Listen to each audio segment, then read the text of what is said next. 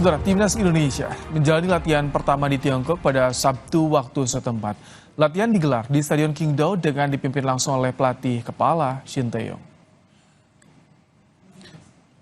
Sesi latihan dibagi menjadi dua kelompok. Pemain yang bermain lawan Bahrain berlatih di hotel.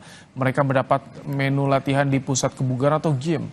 Sedangkan pemain yang tidak bermain pada duel lawan Bahrain berlatih secara normal di lapangan.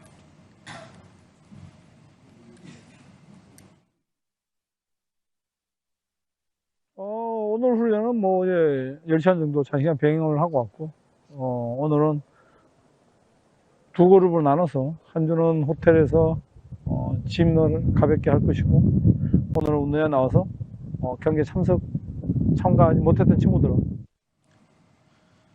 Kapten Timnas Indonesia Jai Ijaz selalu memberikan semangat pada skuad Garuda untuk bermain sebagai tim dan meraih hasil terbaik. Hal ini kembali perlihatkan Jai Ijaz setelah laga lawan Bahrain.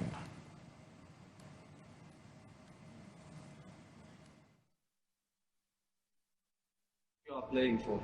Everybody is supporting you guys. We have to give everything on the field. And the last thing is to fight as a team. Fight for each other. Everything we do outside, we have to do for our brother. Saudara Ketua Umum PSSI Erick Thohir menyambut Cavendish sebagai kekuatan baru Timnas Indonesia. Pemain FC Copenhagen itu dipastikan akan menjalani proses naturalisasi. Cavendish sudah datang ke Indonesia sejak hari Kamis setelah kedatangannya di Bandara Soekarno-Hatta, Tangerang diketahui fans.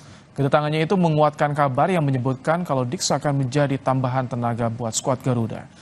Dan pada Sabtu, Ketua Umum PSSI mengunggah foto bersama Cavendish di akun Instagramnya.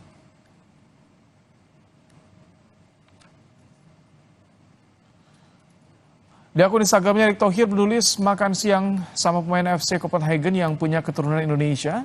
Tidak lupa salaman. Selamat bergabung di Timnas Indonesia Cavendish. Unggahan ini dikomentari oleh kiper Timnas Martin Pas yang menulis finally.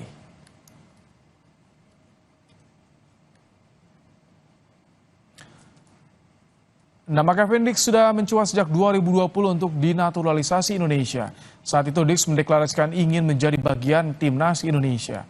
Cavendish memiliki banyak pengalaman bermain di Eropa, mulai dari Vitesse, Fiorentina hingga Copenhagen.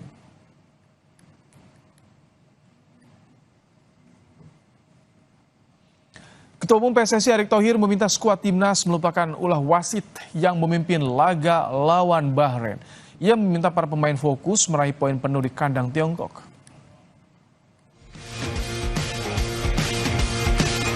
Timnas Indonesia terus bersiap menghadapi Tiongkok di putaran ketiga kualifikasi Piala Dunia 2026 zona Asia. Ketua Umum PSSI Erick Thohir meminta pemain melupakan yang dianggap merugikan skuad Garuda. Saya rasa kita sudah bermain baik, cuman sayang ya di ujung kita nggak boleh terus nyalahkan wasit. Saya udah bilang ke pemain, saya text message satu-satu semua pemain bahwa yang sudah lewat kita ke depan, kita punya mimpi besar 15 poin. Hari ini baru 3 poin, 3 pertandingan. Kalau lawan China dapat 3 poin berarti 6 poin. 6 poin dibagi 4 pertandingan 1,5 poin. 15 dibagi 10 1,5 poin. Masih ada harapan. Wasit Ahmed Al-Kaf mendapat sorotan usai membuat keputusan kontroversial saat skuad Garuda bertemu Bahrain. Saat pertandingan mencapai menit ke-90, wasit memberikan tambahan waktu 6 menit. Itu berarti laga seharusnya usai pada menit ke-90 plus 6. Namun, wasit tidak menghentikan laga tersebut meski waktu tambahan habis.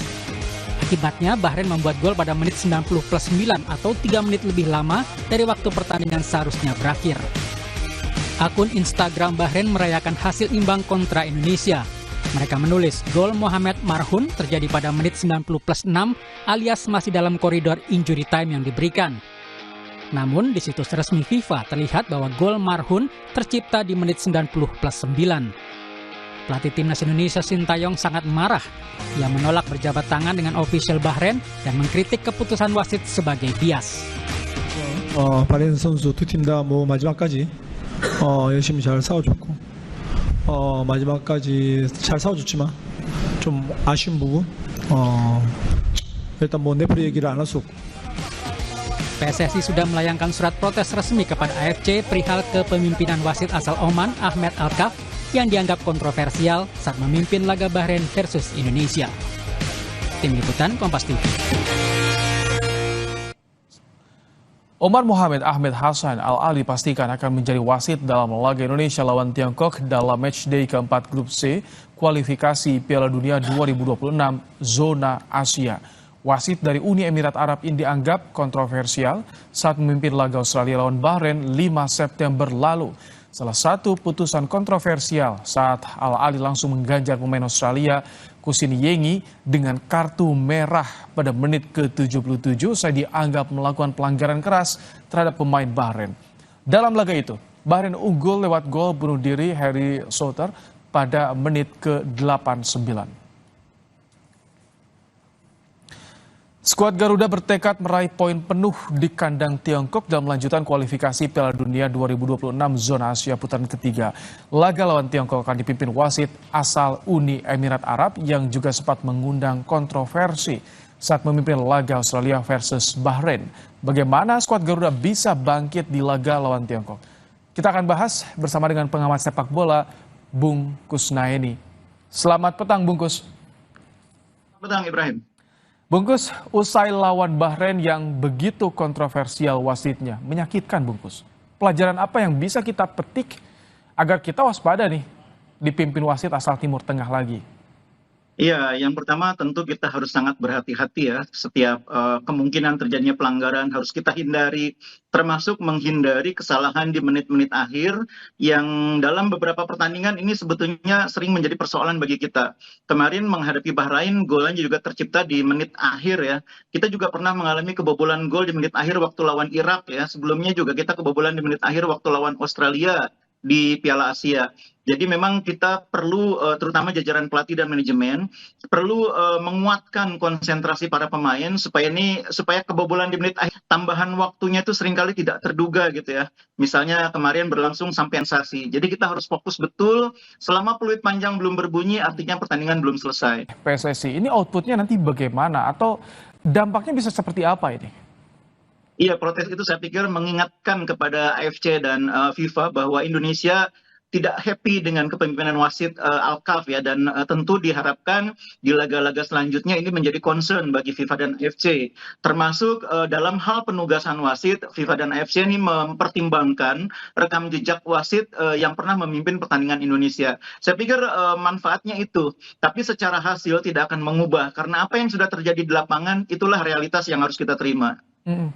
Ini saya lihat postingan JJS yang terakhir belajar beratnya rasa sakit ketika main usai lawan Bahrain kalau Anda lihat dari pemain. Tapi ini bagaimana mereka bisa bangkit kembali jelang lawan Tiongkok, Bungkus? Oktober ini dari 2 pertandingan adalah 4 poin. 1 poin sudah di kandang Bahrain, sekarang kewajibannya ya memang setiap wasit itu pasti pernah punya rekam jejak seperti itu ya. Termasuk wasit Indonesia juga kalau dilihat oleh negara lain mungkin juga bisa dilihat hal-hal seperti itu. Wasit-wasit Indonesia yang pernah memimpin pertandingan di level internasional maksud saya. Jadi kita lupakan aja, saya pikir apa yang sudah terjadi kemarin. Kita juga tidak perlu berpikiran negatif tentang wasit dari Uni Emirat Arab ini. Kita pasti sudah mendapatkan perhatian dari AFC dan FIFA, dan pasti mereka yang memimpin pertandingan sudah mendapatkan instruksi dari FIFA dan AFC untuk tidak melakukan hal-hal yang melanggar sportivitas, melanggar fair play. Apalagi Indonesia sudah menyuarakan keberatan terhadap kepemimpinan wasit di laga sebelumnya. Jadi kalau saya sih cenderung berpikir nggak perlu kita terlalu pusing soal wasit, kita fokus ke kemampuan diri kita sendiri. Kita harus tampil maksimal lawan tuan rumah Tiongkok supaya bisa 3 poin. Itu aja yang paling penting. Ini kalau misalkan sampai Indonesia kayak kemarin dirugikan oleh wasit, artinya Indonesia ini betul-betul diperhitungkan oleh negeri Timur Tengah di kualifikasi ini. Sisi positifnya barangkali itu ya, berarti memang negara-negara lain sekarang melihat Indonesia tuh sedemikian menakutkan sehingga pernah dialami oleh Indonesia. Mungkin beberapa negara lain pernah mengalami juga. Ini bicara soal jarak. Keuntungan, karena Qingdao itu kota yang nyaman buat sebagian besar pemain Indonesia. Suhunya itu nyaman buat pemain-pemain kita yang banyak yang berasal dari Eropa.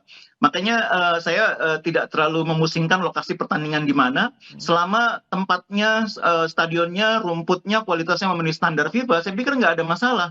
Pemain-pemain kita yang berasal dari Eropa itu kalau temperaturnya di Qingdao itu malah lebih nyaman karena sekitar 18 sampai 22 derajat itu bagi Tidak mereka terlalu lebih dingin nyaman. bagi mereka ya.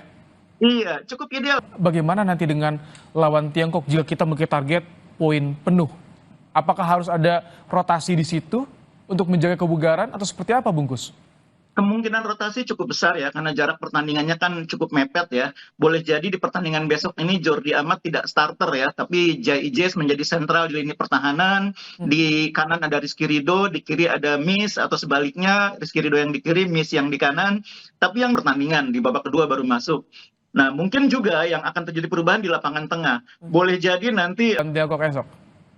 ya ada alternatif karena ada Sananta kan sebetulnya ya, ada Dimas Derajat. Tapi saya pikir kita memang di pertandingan, kalau kita mau bersaing minimal untuk masuk posisi 3-4, salah satu yang harus dimenangkan laga away. Sore hari ini. Usai jeda, saudara Kompas Petang akan kembali ada rekan saya